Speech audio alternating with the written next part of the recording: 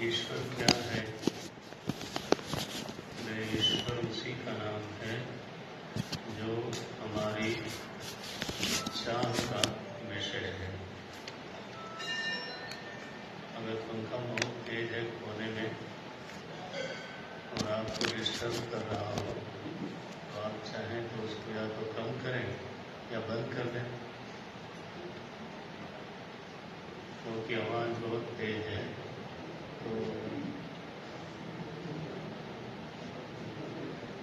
अब वो कहाँ से बंद? हाँ, उन्हें थोड़ा सहन भी हो सकता है।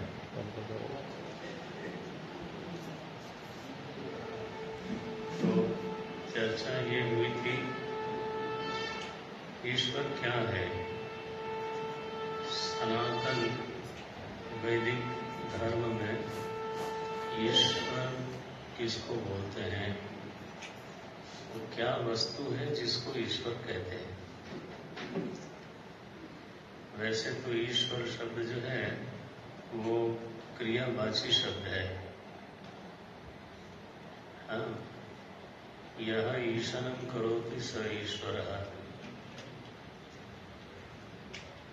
देखो शांति हो गई ना थोड़ी। यह ईशानम करोति, जो शासन करता है उसका नाम होता है ईश्वर। केवल इस परिभाषा को ही लेकर के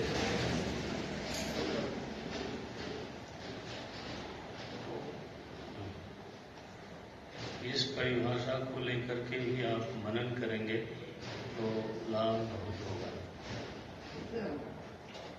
है ना? देखना ये चाहिए कि सृष्टि में ऐसी एक भी चीज है क्या जिसके ऊपर शासन नहीं होता? पूरे प्रपंच में, पूरी सृष्टि में मुझे तो कोई ऐसी एक भी चीज नहीं लगती है जिसके ऊपर शासन न होता हो। इस तरफ अगर ध्यान जाएगा तो प्रभु के बारे में, प्रभु शब्द भी इसीलिए कहा गया है, प्रभवति यो हि प्रभवति स प्रभु। प्रभु किसको कहते हैं?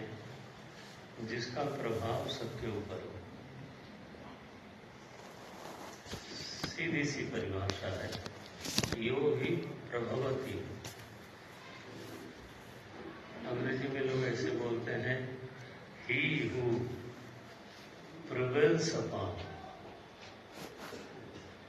he who prevails upon, जिसकी सीमा का, जिसके नियम का, जिसके हुक्म का उल्लंघन कोई कभी भी नहीं कर पाता, उसी का नाम है प्रभु। अब आगे से जब आप प्रभु बोलें तो अर्थ का भाव रख करके बोलें, है ना? गुरु नानक देव ने कहा, हुक्म अंदर सब कोई, सभी लोग उसके हुक्म के भीतर है। हुक्म अंदर सब कोई, बाहर हुक्म न कोई। उसके हुक्म के बाहर कोई है नहीं, हो सकता नहीं। गोस्वामी जी ने देखो कैसे लिखा इस बात को। उन्होंने लिखा, राम कीन चाहई। देखो इस वाक्य में बहुत बल है। क्या बोलते हैं? राम कीन चाहई सोई होई। आप देखो कितना बल है। राम कीन चाहई सोई होई, करई अन्यथा, करई अन्यथा अस नहीं कोई। गुरु नानक देव जी ने एक बात कही, अपने ढंग से कही, मीठे शब्दों में कही, हुक्म अंदर सब कोई, बाहर हुकुम न कोई। ठीक है, गोस्वामी जी ने उसका बल थोड़ा बढ़ा दिया, बहुत बलपूर्वक कह दिया, राम कीन चाहे सोई होई, करई अन्यथा ऐसा कोई जन्मा नहीं, है ना। करई अन्यथा अस नहीं होई। तो प्रभु किसको बोलते हैं, आप उसकी परिभाषाएं जितनी कहीं ठीक ठीक सुनने को मिल जाए।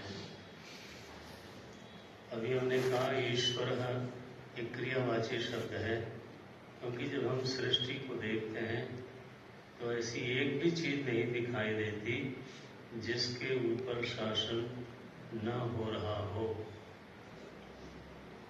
हमारे शरीर के ऊपर शासन है, हमारे इंद्रियों के ऊपर शासन है। हमारे कान से हम देख नहीं सकते, अब किसने मना किया था, लेकिन नहीं देख सकते। आंख से सुन नहीं सकते, सब नियंत्रित है, हुकुम के अंदर है। अच्छा, मन है, मन को बड़ा स्वतंत्र हम लोग कई बार समझ लेते हैं। मन तो इतना नियंत्रित है। देखो, इस समय आप चाहें भी तो मेरी याद नहीं कर सकते। याद करने के लिए वस्तु को परोक्ष होना चाहिए। हाँ, अगर मैं कहीं चला गया हूं तो आप कह सकते हैं कि उनकी याद आ रही है। प्रत्यक्ष की स्मृति नहीं होती है, यह बात किसने तय की? हमने तो नहीं तय की। तो पूरी सृष्टि का कण कण, क्षण क्षण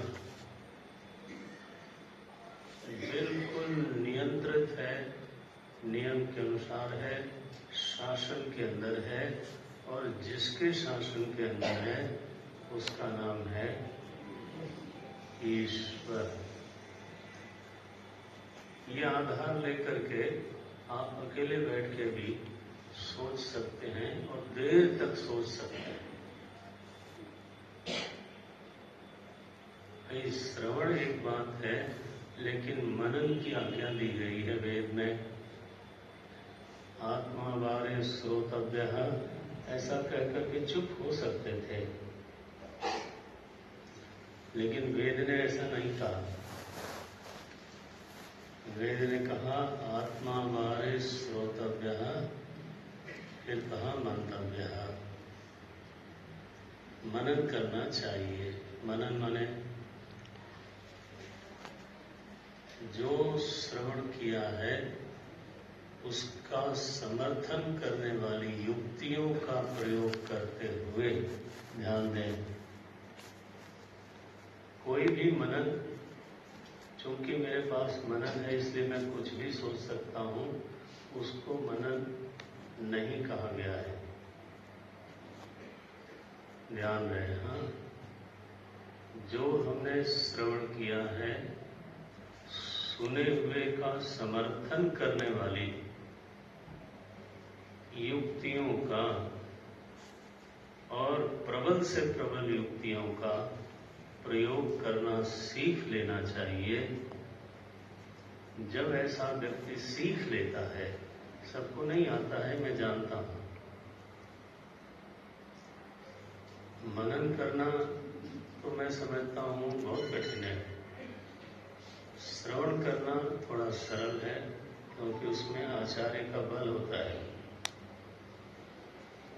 आचार्य अपनी ओर से बोलता है, अपने अनुभव को मिला करके बोलता है ना। और उसके पास जो परंपरा से श्रवण और मनन दोनों प्राप्त है, निधिध्यासन भी प्राप्त है, कदाचित उसको भी मिला करके बोलता है। तो इसलिए श्रवण में सरलता होती है। वह जीव परम भाग्यशाली है जिसके जीवन में इस प्रकार का श्रवण है ना, इस प्रकार का श्रवण प्राप्त हो जाए, सुलभ हो जाए। वो स्वामी जी ने कहा यह दुर्लभ है। भगवान भाष्यकार ने भी कहा दुर्लभ है। देखो उन्होंने कैसे कहा, गोस्वामी जी बिल्कुल सरल सी भाषा में बोल देते हैं। बोलते हैं सुत दारा अरु लक्ष्मी, ये जो तीन चीज है जिनको हम दुनिया में बहुत महत्वपूर्ण मानते हैं, संतान है, पत्नी है और धन है, ये तो समझो जीवन के रत्न है। तो सुत दारा अरु लक्ष्मी, गोस्वामी जी ने धीरे से लिखा, सुत दारा अरु लक्ष्मी पापी के भी होए। बोले इसमें दुर्लभता क्या है? ये तो पापियों को भी सुलभ है। और कई बार तो ऐसा भी भ्रम होता है कि कहो कि उनके पास थोड़ा ज्यादा है ऐसे भी हो जाता है। तो दुर्लभ क्या है महाराज? फिर बोले दुर्लभ है संत मिलन। महाराज हम भी तलाश में रहते हैं, क्या बताएं, हमारी पुरानी पीढ़ी का अब अवसान हो गया, तो बहुत मिस करता हूँ। मैं जानता हूँ, आप कैसे जानोगे? मैं जानता हूँ कि वो लोग कहाँ गए।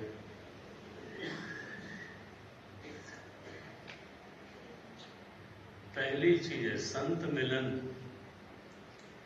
और हरि कथा। कई बार सत्संग भी मिले और फिर भी सत्संग नहीं करता आदमी, बैठ के राजनीति पर चर्चा करने लग जाता है। संत मिले लेकिन उसमें आर्थिक चर्चा होगी, क्या है, मंदी है, अरे मंदी है तो हम क्या करें, उसमें हमारी कोई भूमिका नहीं है, हम न बढ़ा सकते हैं न घटा सकते हैं। अब मंदी है तो है, बोले बहुत गर्मी है, भैया गर्मी है तो भगवान की बनाई हुई है, आपने बनाया नहीं, हमने बनाया नहीं। अच्छा गर्मी है, बहुत गर्मी है, तो ये तो आप भी जानते हो और मैं भी जानता हूँ, नहीं? तो जब दोनों ही जानते हैं तो बात कहने का मतलब क्या है? जो चीज दोनों ही जानते हैं, बात बहुत सर्दी है, अरे तो वो भी जानता है, मैं भी जानता हूँ। ऐसी निरर्थक बातें करने का तो कोई मतलब तो नहीं है, उससे कोई अर्थ प्रकट होता हो, ऐसा तो दिखाई नहीं देता। अर्थ अगर देखना है तो फिर प्रभु की चर्चा होनी चाहिए ना। तो संत मिलन होने पर भी उनकी चर्चा हो जाए, ऐसा तो हर बात देखने में नहीं आता। तो स्वामी जी ने लिखा संत मिलन अरु हरि कथा। संत का मिलना हो और हरि कथा हो। संत मिलन अरु हरि कथा तुलसी दुर्लभ दो। ध्यान रहे, बाबा ने कहा, भगवान शंकराचार्य ने भी कहा, दुर्लभम त्रय में वैतत् दैवानुग्रह हेतुकम मनुष्यत्वम। मानव नहीं, मानवता। हमको 2 हाथ 2 पैर भगवान ने एक सिर दे दिया और हम अब 2 पैरों से चलते हैं। 2 हाथ हमारे फ्री हो गए, सारी सृष्टि में देखें तो ये केवल मनुष्य ही है जहाँ जिसके दोनों हाथ फ्री हैं। नजर चाहिए, हाँ, देखने के लिए सावधानी चाहिए और नजर चाहिए। ध्यान न दे तो ये नजर नहीं जाती। मैं जब देखता हूँ अपने ही आश्रम में वानर जो है दौड़ते हैं, तो लेकिन दोनों हाथ उनके बंधे रहते हैं आगे। Only you have this privilege. ये सौभाग्य है, लेकिन समस्या है कि सौभाग्य को भी हम जैसा अनुभव करना चाहिए वैसा अनुभव नहीं कर पाते। कर्म स्वातंत्र का एक संकेत है ये, है ना। आपको कर्म में स्वतंत्रता है, इस बात का संकेत है कि आपके दोनों हाथ स्वतंत्र हैं, फ्री हैं। नारायण। तुलसी दुर्लभ दो, भाष्यकार ने कहा मनुष्यत्वम। आप तो दो पांव पे चलने वाले तो हो, लेकिन आपके भीतर मनुष्यत्व है कि नहीं। उर्दू में लोग बोलते हैं इंसानियत है कि नहीं। अब ये ढूंढना पड़ेगा कि इंसानियत क्या चीज होती है। माने मानवोचित व्यवहार हमारा है कि नहीं। मैं संस्कृत में बोल सकता हूँ, है ना। अब इंसानियत का भी अर्थ जो है बिना सुलझा हो जाता है और मनुष्यत्व तो भी उतना साफ नहीं दिखता। तो आप ऐसे कर लो, मेरा व्यवहार मानवोचित है कि नहीं है, जैसा हमारे पूर्व पुरुषों का व्यवहार होता था, है ना। इंद्रिय की गुलामी नहीं है, यहाँ तक कि मन की गुलामी नहीं है। अगर गुलामी करनी ही है,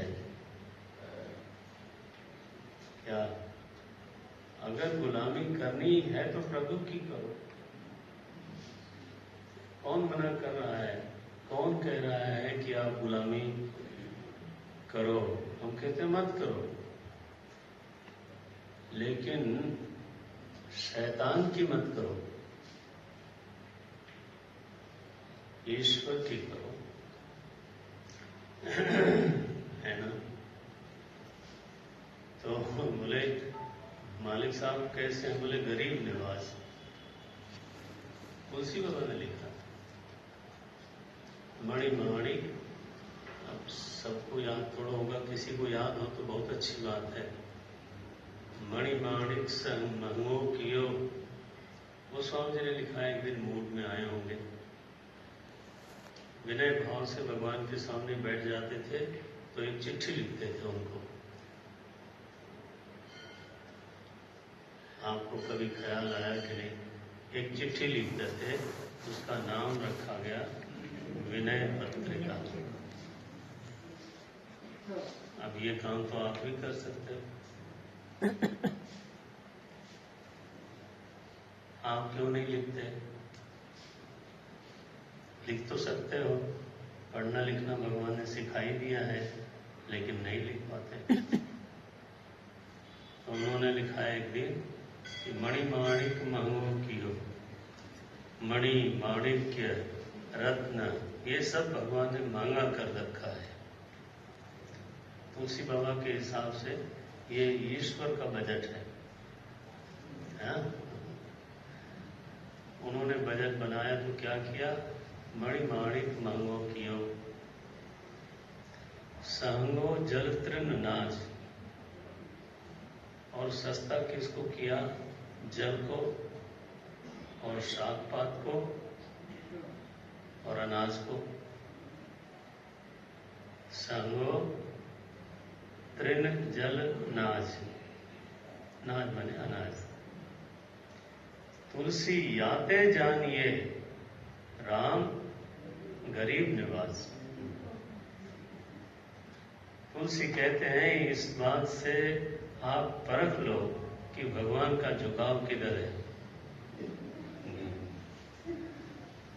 वो तो भगवान जो है वो मालिक साहब गरीब निवाज है।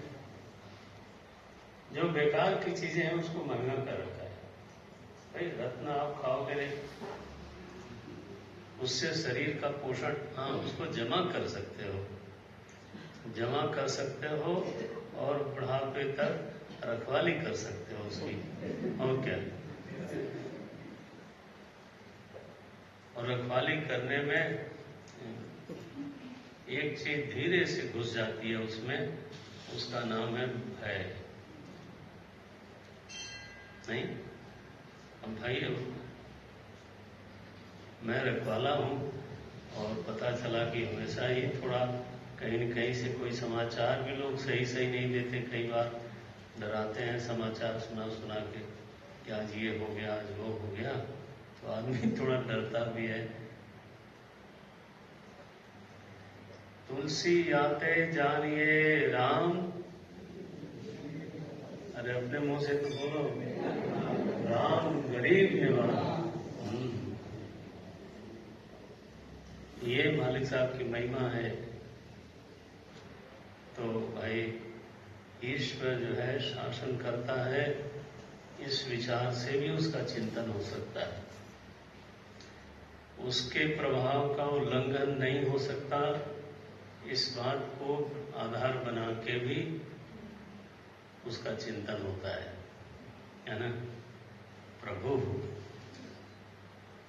एक कोई ऐसा तत्व है जिसका कोई कारण नहीं है और वो सबका कारण है। इस बात को भी सूत्रवत लेकर के चिंतन का विस्तार हो सकता है।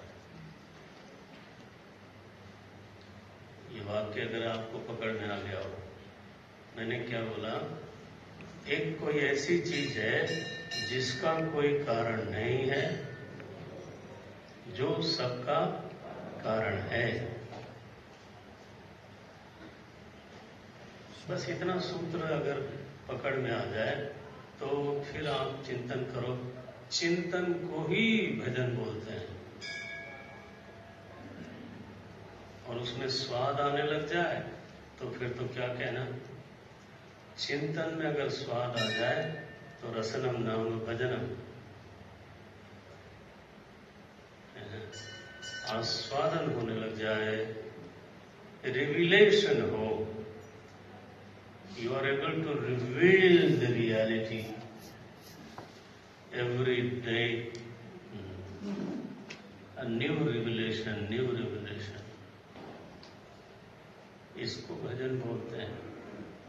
अच्छा है, तो चिंतन का कोई सूत्र एक पकड़ लेना चाहिए, जो सबका कारण है, माने जिसका कोई कारण नहीं है और जो सबका कारण है। जिसका कोई कारण नहीं है और वो वस्तु है, क्या बोलते हैं उसको, क्या बोलते हैं उसको, स्वयंभू।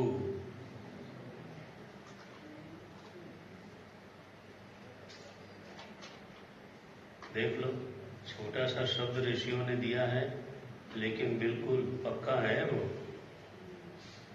स्वयंभू, किसी और का बनाया हुआ नहीं है। कैसा है? स्वयंभू। और स्वयं है कैसा? बोले निरुपद्रव, उपद्रव शून्य, माने शंभु। दोनों अलग अलग शब्द हैं, ध्यान दीजिएगा और बहुत ध्यान दीजिएगा। शंभु, वह सत्ता जो उपद्रव शून्य है। ध्यान रखो इस बात का।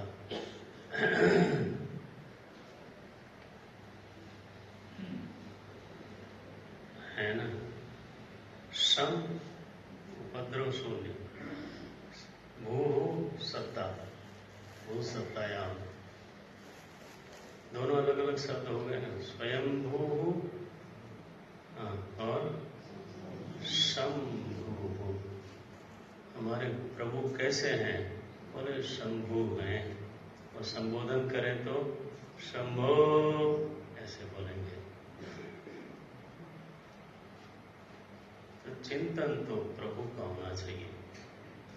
चित्त वृत्ति जब प्रभु का चिंतन करने में समर्थ होने लग जाए, उसमें भले समय लगे, लेकिन धीरे धीरे चित्त वृत्ति जब प्रभु का चिंतन करने में समर्थ होती है तो तदाकार होने लगती है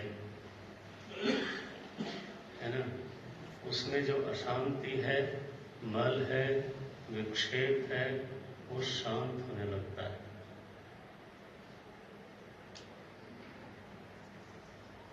अब अगर ऐसा हो सके, ऐसा हो जाए, और ऐसा होता है, हाँ, काल्पनिक बात नहीं है, ऐसा होता है। और जब ऐसा होता है तो उस चित्त में, उसी चित्त में वही जो निरुपद्रव सत्ता है वो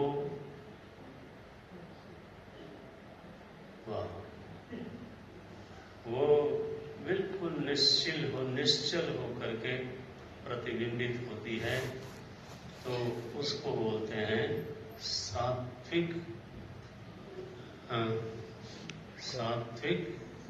आनंद।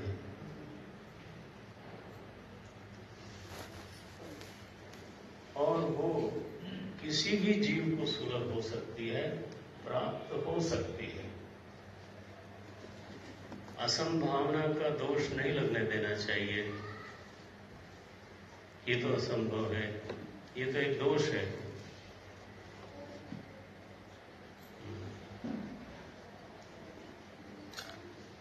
तो जब अंतःकरण में हमारे प्रभु प्रकट होते हैं और अपनी पहचान कराते हैं, तो बस वह जो सुख है ना, वह सुख अंततः प्रभु से अभिन्न कर देता है। लेकिन जब तक नहीं अभिन्न करता है, तब तक वो सात्विक होकर के, अतिशय आनंद होकर के हृदय में उच्छलित होता रहता है। ओवरफ्लोइंग जॉय,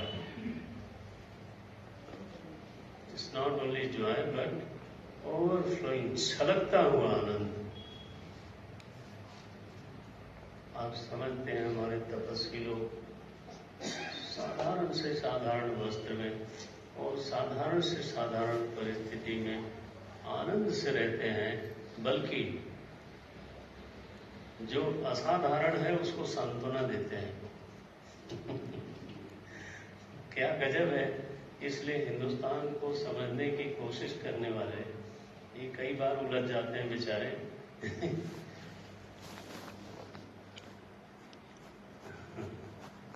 क्योंकि एक व्यक्ति है जिसके पास देखा जाए तो कोई परिग्रह नहीं है, कम से कम विशेष परिग्रह नहीं है। वो सांत्वना दे रहा है किसको? जिसके पास विपुल परिग्रह है।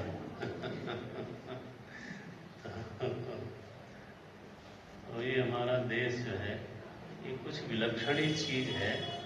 आपको नकल मारने की कोई जरूरत नहीं है किसी से। आप अपने शास्त्रों में जो रहस्य हैं उनको पहचान लो, देख लो। उससे बेहतर रहस्य क्या होगा? अच्छा जी, तो अब फिर लौट के आता हूं। तो मेरी चाह का विषय कौन है? सात्विक आनंद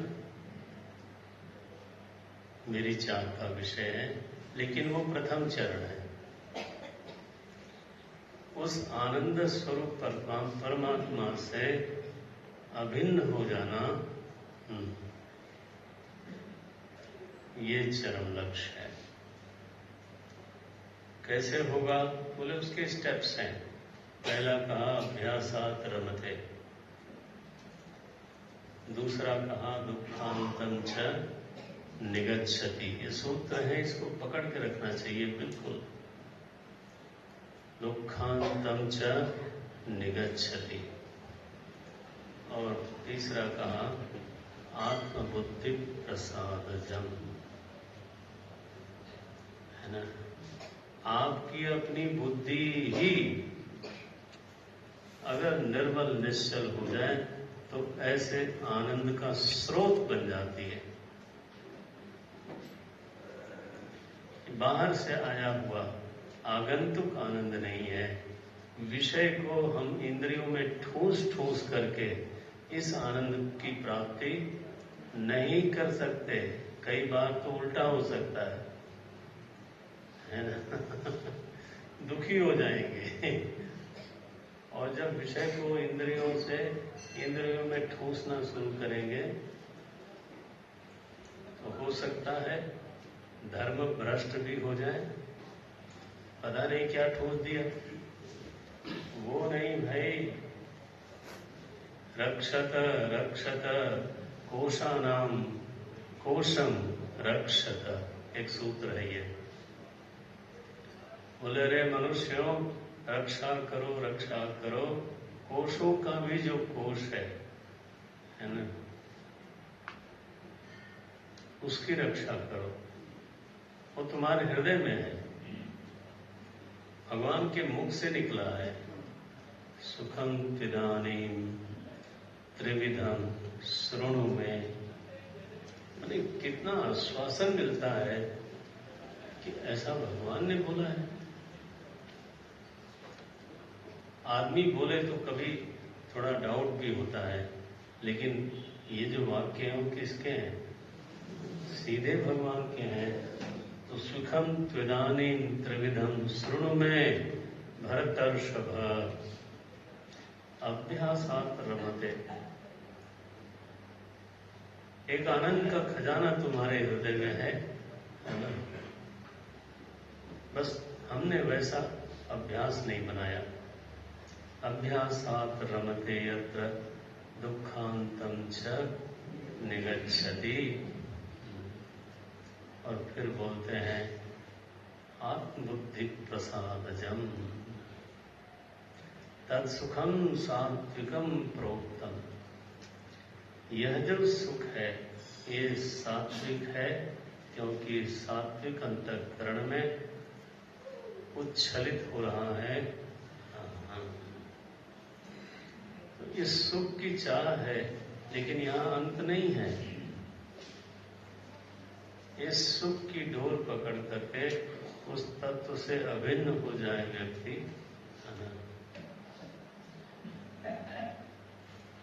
अपने स्वरूप से अभिन्न हो जाए। उसका एक रहस्य है। कई बार लगता है इस सभा में बोलना चाहिए, नहीं बोलना चाहिए। बुद्धि और अंतःकरण के बीच में अब ध्यान देना बहुत ज्यादा। बुद्धि और अंतःकरण के बीच में बुद्धि की छाया रहती है। कूटस्थ चैतन्य और अंतःकरण। थोड़ा पक्का विधान बोल देता हूं। कूटस्थ चैतन्य और अंतःकरण। अंतःकरण में जीवन आता है प्रतिबिंब के कारण। ठीक है, तो बीच में प्रतिबिंब आया कि नहीं आया? अब प्रतिबिंब की जो तादात्म्य आपत्ति है वो जब अंतःकरण में हो जाती है तो अंतःकरण का जो भाव है, जो स्थिति है, वही प्रतिबिंब की भी हो जाती है। उसको हम लोग चिदाभास बोलते हैं। प्रतिबिंब को क्या बोलेंगे? चिदाभास। जो लोग समझ सकते हैं उनके लिए बोला, उसको बोलते हैं चिदाभास। और उसी चिदाभास की जब तादात्म्यापत्ति कूटस्थ में हो जाती है, बस बस वो मुक्ति का मार्ग है। अगर तादात्म्यापत्ति बन गई, उसको बोलते हैं चिदाभास का विनिवेश, अगर बन गया तो फिर जीवन मुक्ति है। जीवन्नेव मुक्ति है। ये तो खेल केवल इतना है कि वो जो चिदाभास है उसकी तादात्म्यापत्ति अंतःकरण में हो रही है या उसकी तादात्म्यापत्ति कूटस्थ में हो रही है, बस।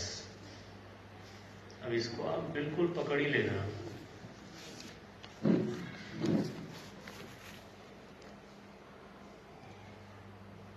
अगर तो तादात्म्यापत्ति वहां हो गई, उसी के लिए हम लोग, मैंने सच में देखा जाए तो ये मनुष्य जीवन मिला है। मनुष्य जीवन मरने के लिए थोड़ा मिला है। अभी किसी दिन फोन पे किसी से बात हो रही थी, अब वो भी साधक हैं, गृहस्थ साधक हैं। तो उस दिन उन्होंने क्या कहा, जातस्य ही,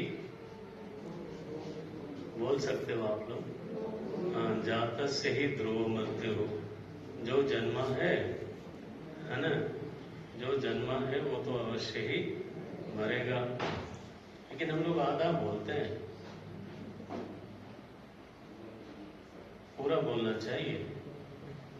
जातस्य ही ध्रुव मृत्यु हो, आप चाहे तो आगे वाला आधा बोल दें कि जो मरेगा वो जन्मेगा जरूर। ये बात हम बोलते नहीं। हम क्या बोलते हैं, जो जन्मा है वो तो मरेगा। ये जो है, this is showing the helplessness. सच्चाई उल्टी है। जो मरेगा, हाँ, वो जन्मेगा जरूर। भगवान ने ये कहा है, ध्रुवम जन्म मृतस्य च। लेकिन हम आधा वो भी बिल्कुल असहाय वाला याद करके रखते हैं। बेकार शास्त्र को आधा अधूरा पढ़ना। भाई ये अमृत है, उसको पूरा संभाल के पढ़ना चाहिए। उस दिन वो कह रहे थे कि हम केवल मरने के लिए पैदा थोड़ा हुए हैं। ऐसा देखो सब लोग नहीं बोल सकते। हाँ, वो स्वयं साधक हैं, तभी उन्होंने ये बात कही। क्योंकि प्रायः तो यही बात कही जाती है कि जो जन्मा है वो मरेगा।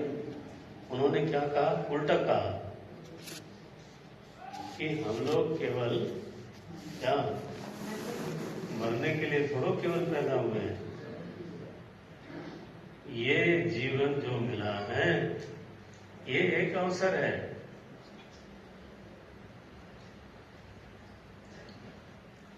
और इस अवसर का उपयोग करके यमाचार्य कल किसी कहीं बैठा था तो बोला था, मैंने घर पे बोला था शायद, अनित्य द्रव्य ही प्राप्तवान अस्मि नित्यम। कठोपनिषद में आया कि मैंने अनित्य द्रव्यों का सदुपयोग करके नित्य को प्राप्त कर लिया। इसके लिए शरीर मिला है, मरने के लिए नहीं।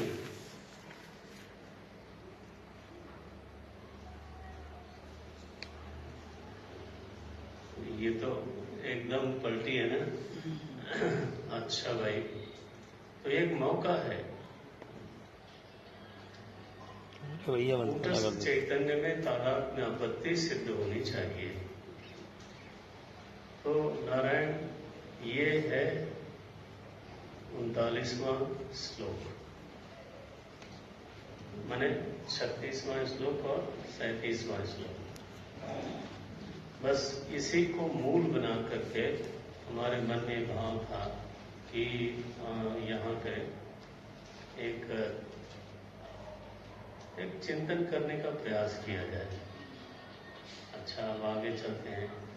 तो ऐसा जो सुख है वो बिल्कुल हाजिर है, हाजिर हजूर है, हमारे भीतर है।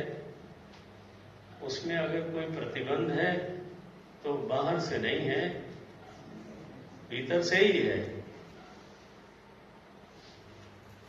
किसी सूखे ने गाया, आप ही अपना पर्दा हो। आप स्वयं अपना पर्दा बन के बैठे हो,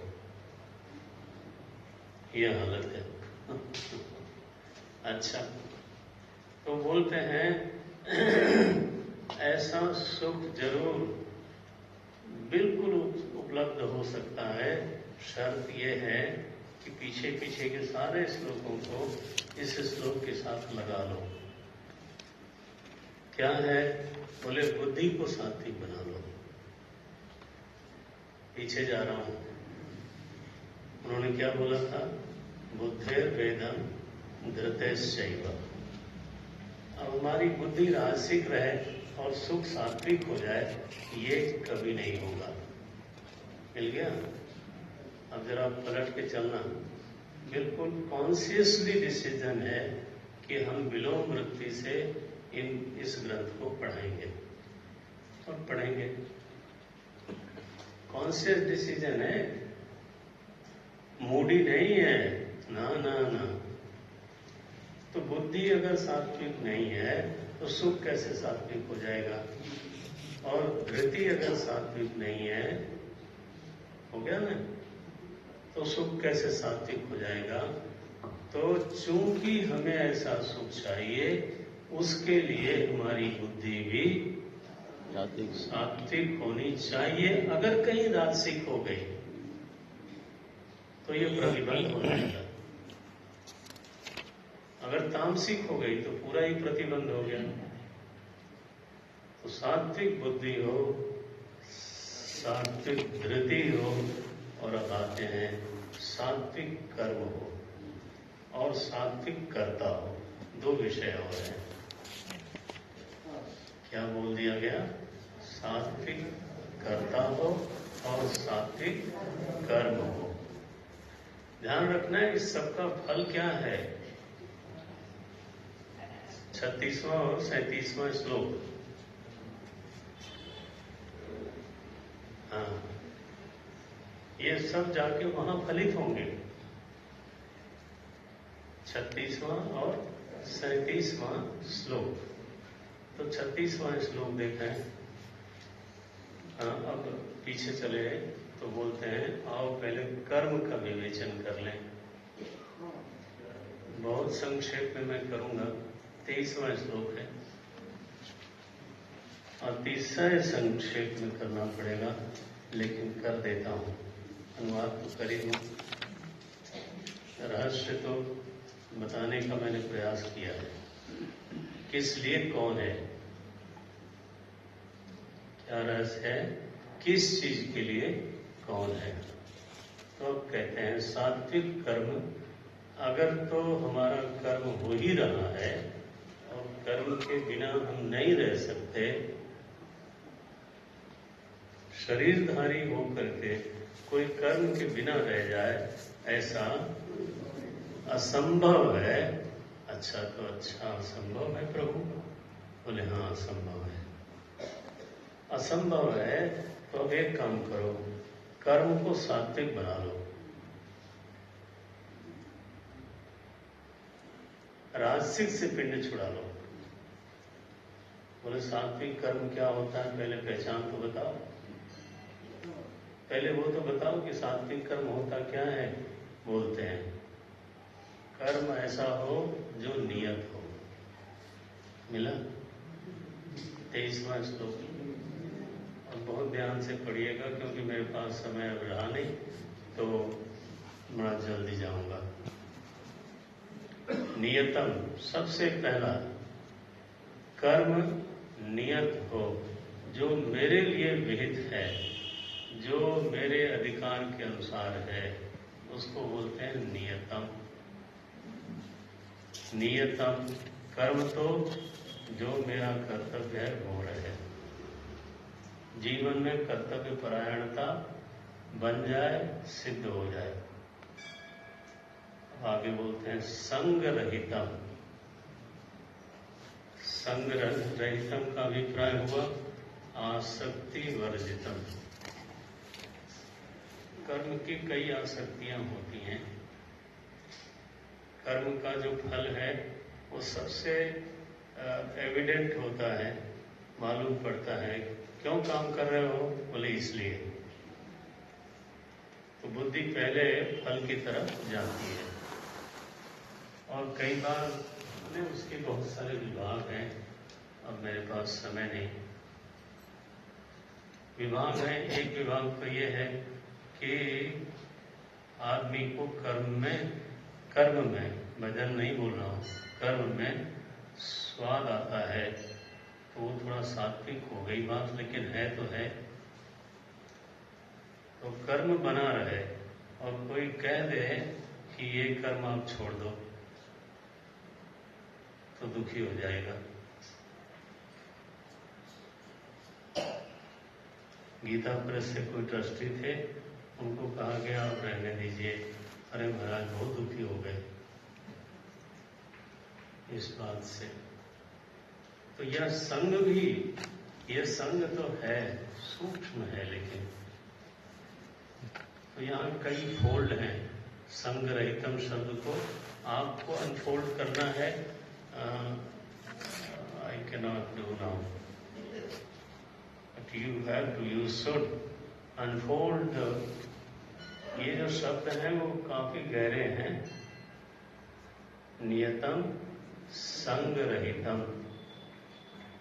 आगे बोलते हैं इतना ध्यान रखो अर्जुन कि तुम्हारे कर्म का प्रेरक राग नहीं होना चाहिए।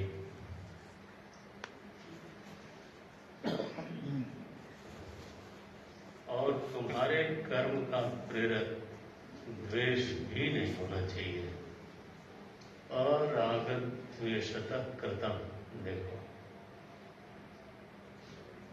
तीसरी शर्त लगा दी। हाँ बोलो, बोलना चाहिए। ये तो भगवान की वाणी है, ऐसा बोलने से आपको पाप नहीं लगेगा। हाँ, मुझे अजीब सा लगता है कि शास्त्र बोलना हो तो लोग शर्मिंदा होते हैं और कुछ और बोलना हो तो अरे राम राम। शर्म करो महाराज, कम से कम जो शास्त्र है वो तो मुंह में तो आवे कम से कम। अराग द्वेषतः कृतम। राग उसका प्रवर्तक न बने, द्वेष भी उसका प्रवर्तक न बने। नियतम संगरहितम अराग द्वेषतः कृतम। और चौथा सूत्र है फल की प्रेरणा से काम कर रहे हो या कर्तव्य है इसलिए कर रहे हो।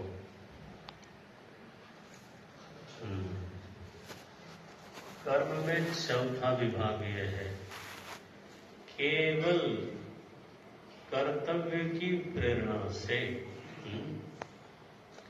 ये फल प्रेरसु होकर के नहीं, फल से प्रेरित होकर के।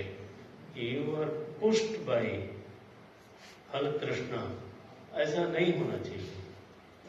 अफल प्रेप सुना कर्मा, ये है। चार चीजें अगर कर्म के साथ हम जोड़ पाए, चाहे 10% जोड़ पाए, मैं ये नहीं कहता हम खुद ही नहीं कर सकते, तो ये नहीं कहा जा रहा है कि 100%, लेकिन क्यों नहीं ये कह सकते कि 10%? 10% तो हो सकता है। क्या है? नियतम संगरहितम अरागं द्वेषतः कृतम अफल प्रेप्सु। अफल प्रेप्सुना कर्म यत् तत् सात्विकम उच्यते। ऐसा अगर कर्म हमारा हो जाए तो वो फलित कहाँ होगा? सात्विक सुख में। ध्यान रहे, वो फलित जरूर होगा, लेकिन पौधा जैसा होगा वैसा ही फल लगेगा ना। ऐसा नहीं बोया पेड़, हाँ, अब ये नहीं हो सकता। फिर बोया पेड़ बबूल का तो आम कहाँ थे? प्रतीक्षा कर रहे थे कि आम लगेगा और बोया क्या था? फिर तो पहले ही ये देख ले, नियतम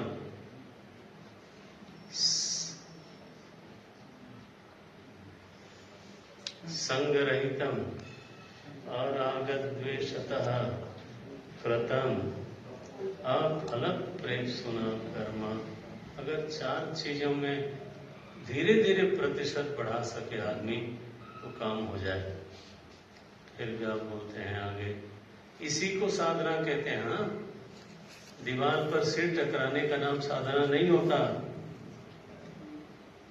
बोले बड़े साधक हैं, क्या कर रहे हैं? दीवार पे टकरा देते हैं सिर को बेवकूफी है, साधक थोड़ो है। क्या कहलाएगा? अब मैं अपने मुंह से नहीं बोलता तो भगवान जो बोलते हैं वो करो ना। वो कठिन है, अच्छा तो सिर टकराना आसान है। ये तो गड़बड़ मत करो। आगे बोलते हैं यत्तु कामेत सुना कर्म। अब आया दूसरा रासिक। रासिक कौन होगा? बोले काम की प्रेरणा से, है ना, काम करने वाला। प्रेरक तत्व क्या है? लोग खोजते हैं, what was the motive, what was the motive. अरे और कोई कहे देयर वाज नो मोटिव तो बोले कहते पागल है। पागल नहीं है, वो गीता जी का भक्त है। ठीक है ना? भगवान ने कहा था नियतम वो करना चाहिए, लेकिन अरागत द्वेषतः, नो मोटिव, यहां तक कि अफल प्रेक्षु। नारायण, लगता है ये असंभव है। तो मान लिया 2 मिनट के लिए कि असंभव है, लेकिन let us start the impossible. आप पिक्चर देखते हो इम्पॉसिबल, तो why can't you start this also? ये भगवान की वाणी है। अच्छा, अब बोलते हैं यत्तु कामेत सुना कर्म। दूसरा है कर्म का प्रेरक तत्व है कामना। क्योंकि मैं ये चीज चाहता हूं इसलिए मैं करता हूं, क्लियर मोटिव है। ठीक है, हो गया। साहंकारेण वा पुनः, और फिर जब मैं करता हूं तो उस कर्म के साथ जो अभिमान आता है, लौकिक अहंकार है, हाँ, यहाँ पर जिसको आप और हम गर्व बोलते हैं, वो है यहाँ पर। साहंकारेण, अहंकार के साथ काम होता है। साहंकारेण वा पुनः क्रियते। ये 2 चीजें हो गई, कामेत सुना और साहंकारेण, और तीसरा बोलते हैं क्रियते। करता तो है लेकिन बहुलायासम। ऐसे व्यक्ति का कर्म पहचानने का, अगर मैं कर रहा हूं तो मेरे कर्म पहचानने का तरीका क्या है?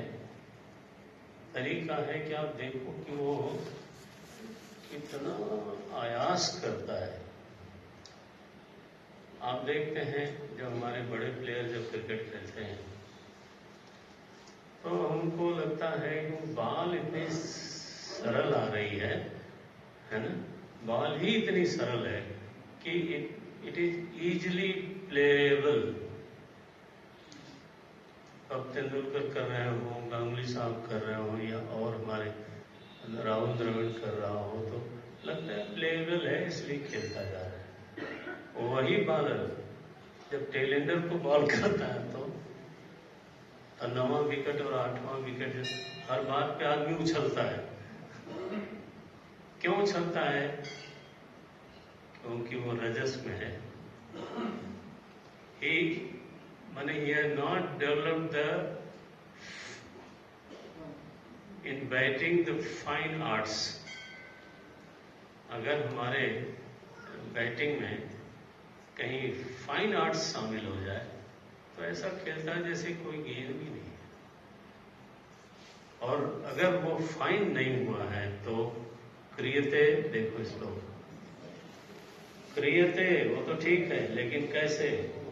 बहुलायासम।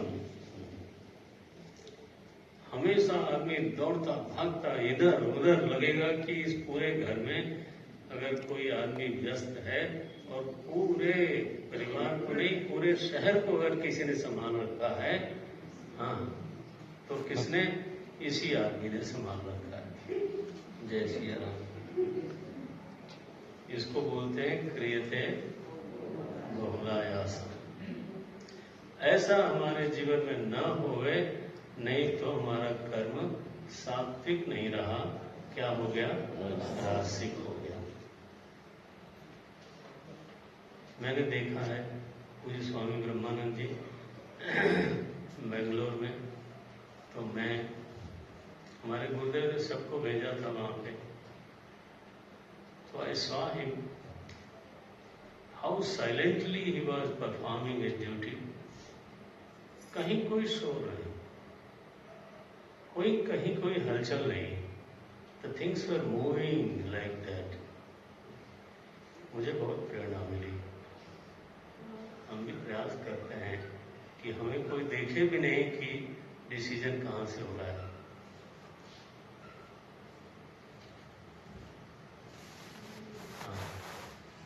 Decision, somebody is taking decision. जिसके मुंह से आप सुनते हो वो डिसाइडिंग पर्सन नहीं है, लेकिन he has inspired me कि you can work without agitation। और पता चला पूरी दुनिया जान जाए, नहीं भैया ऐसा नहीं, वो तो रासिक हो जाएगा। देख लो, ये आपके हमारे जीवन की बात है। क्रियते बहुलायासम तद राजसम उदाहृतम। अच्छा, अनुबंधम क्षयम हिंसाम अनपेक्षा च पौरुषम मोहात् आरभ्यते कर्म तत्तामसम। तामस कर्म की परिभाषा क्या है? तामस किसको बोलते हैं? बहुत काम की चीज है, मैंने बहुत ज्यादा काम की चीज है, इसका ध्यान रखना चाहिए। पहली चीज, हर कर्म, हम कहते हैं ना हमने ये काम हाथ में लिया है, हम लोग ऐसे ही बोलते हैं ना, हमने आजकल ये काम हाथ में लिया है। तो कई बार मैं सोचता हूँ कि हम काम को हाथ में लेते हैं कि हमको काम हाथ में लेता है। दोनों हो सकता है। मैंने अनुबंधम का मतलब है, इस बात को पहले सोचना जरूरी है कि यह कर्म आपको कितना इन्वॉल्वमेंट मांगता है, कितना इन्वॉल्व करेगा। अच्छा, अनुबंधम पश्चात भावी। अनुबंधम शब्द का अर्थ किया पश्चात भावी। बाद में वो जो काम पूरा होने तक, तो how much it requires the involvement of the person। पहला देखो, ये जीवन की किताब है गीता जी, आपकी हमारी बात करता है। अनुबंधम। फिर दूसरा बोलते हैं क्षयम। कोई ऐसा कर्म नहीं है जिसमें लॉस ना हो। लॉस माने loss of energy and loss of money also। क्षय के बिना कोई कर्म होता नहीं। यहाँ भाष्यकार ने साफ ही कर दिया, अर्थ क्षय, शक्ति क्षय, दोनों अर्थ दिया। जब हम कर्म करने जाते हैं तो ये सच्चाई है कि थोड़ा हमारी शक्ति भी जाएगी उसमें और धन भी जाएगा। ये नहीं हो सकता है कि कुछ नहीं लगा, ऐसा कैसे होगा? तो we should start, before we start we should think this, अनुबंधम क्षयम। तीसरी एक गजब की बात कही जो कि आश्चर्य होता था जब से हम पाठ कर रहे हैं तब से। क्या लिखा भगवान ने? हिंसा। हिंसा माने क्या हुआ? माने आश्चर्य होता है कि हिंसा क्यों लिख दिया। ऐसा कोई कर्म देखने में नहीं आता जिसको आप शुरू करो और उसमें किसी न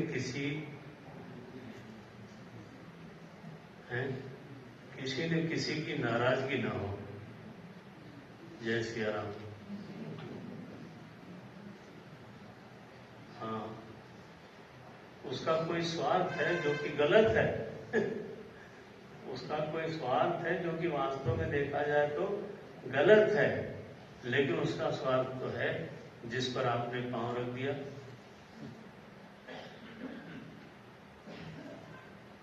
आप स्कूल खोलो तो झगड़ा, कॉलेज खोलो तो झगड़ा, कोई बड़ा से बड़ा उपकारी काम करो तो जिसका वहां पहले से कुछ न कुछ होगा तो वहां विरोध थोड़ा तो होता है। कभी थोड़ा होता है, कभी ज्यादा भी होता है। तो आदमी को पहले से मालूम होना चाहिए, एस्टिमेटेड होना चाहिए कि I am inviting the how much inviting a problem, how much inviting. हिंसा लिखा, साफ साफ लिख दिया हिंसा। बोले महाराज ऐसा कोई कर्म होता होगा जिसमें कोई हिंसा न होती हो? बोले करके दिखा दो, जीवन तुम्हारा है, तुम करके दिखा दो। नहीं कर सकते, somebody will be against you कि ये ऐसा काम किया, इसने गलत किया। अरे भैया वो रास्ते से अपने जा रहे थे, उनका धन भी लग रहा है, शक्ति भी लग रही है, सब कुछ लग रहा है, फिर भी वो आदमी काम कर रहा है। हाँ, लेकिन इसके बावजूद भगवान की पहली दृष्टि है, वो कहते हैं ना ना हिंसा जरूर होगी, कुछ लोग नाराज जरूर होंगे। हम तो भुक्तभोगी, हम देखते रहते हैं इस बात। मुझे तो ऐसा कोई कर्म मिला नहीं जिसमें हिंसा शामिल ना हो। आपको मिली हो तो आप खुश रहो, जिंदाबाद। लेकिन कहीं न कहीं थोड़ा या ज्यादा विरोध होता है, और हमारे बड़े लोग कहते हैं थोड़ा तो विरोध होगा, इग्नोर इट। वो ऐसे समझा लेते हैं तो ठीक है, लेकिन मानते हैं कि विरोध तो थोड़ा होगा। तो अनुबंधम इन्वॉल्वमेंट, क्षयम धन का क्षय और शक्ति का क्षय। अनुबंधम क्षयम हिंसा, इन तीनों का आकलन कर लेना चाहिए और फिर इनकी उपेक्षा मत करना। लेकिन ये तामसिक लोग कैसे होते हैं, इन तीनों की उपेक्षा कर देते हैं। हाँ, अपेक्ष पौरुषम नहीं है, ऐसा है अनपेक्ष च पौरुषम।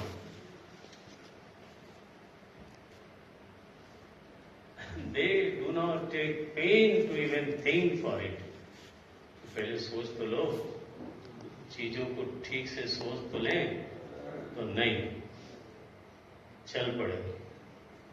अनपेक्ष च पौरुषम, without evaluating all this three, if you start, भगवान बोलते हैं मोहात आरभ्यते, माने विवेकात आरभ्यते नहीं, ऐसा जो आरंभ है वो कैसा है, मोह से है।